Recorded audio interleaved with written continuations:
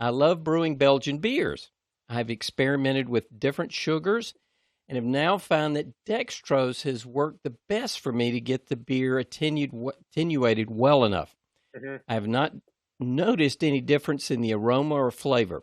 I did a triple with dextrose, and it seems to have produced an excellent beer. Yep. I've had trouble, though, with cane sugar or invert sugar with less attenuation. What's your opinion of dextrose, i.e. corn sugar? Yep.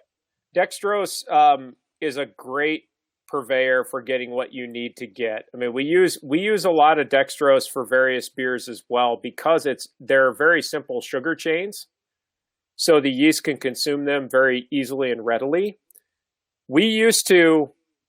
Years ago, we used to use a lot of Belgian candy sugar, and we still use it in some of our barrel-aged beers because it produces a lot of residual sugar.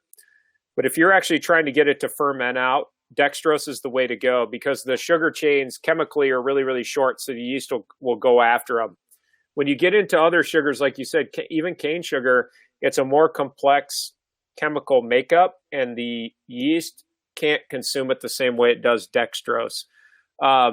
So that's one way to look at it for sure. The other thing, a brewing secret, is if you want to use weird sugars and you're going for a high gravity brew, you can add something called glucoamylase.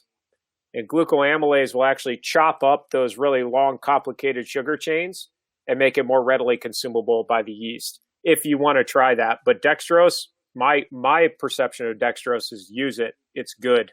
Where do I get glucoamylase? Now that's the difficulty.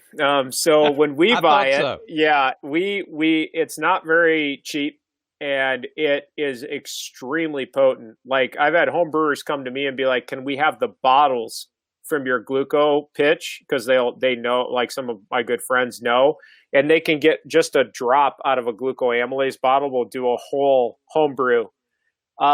But I have heard, and I can't confirm, but I have heard that homebrew stores are trying to figure out a way to carry it in small quantities. So glucoamylase will chop up those long sugar chains for you if you want to get a really high gravity brew as well. Well, bottom line, Henrik, you're on the right track, it sounds like. Yes, absolutely. Use dextrose. There's nothing wrong with it. This was part of a live stream with Travis Rupp, the beer archaeologist who's appeared on CNN's Great Big Story, CBS This Morning, NPR, Southwest Airlines, Food and Wine, Zymergy, and Thirst magazines. You can view the entire presentation free at my bit.ly link, Monastic917. Please also subscribe to my channel by clicking the subscribe link and the bell. These events are crowdfunded, so please consider supporting future events at my Patreon link, /Doug Piper. Cheers.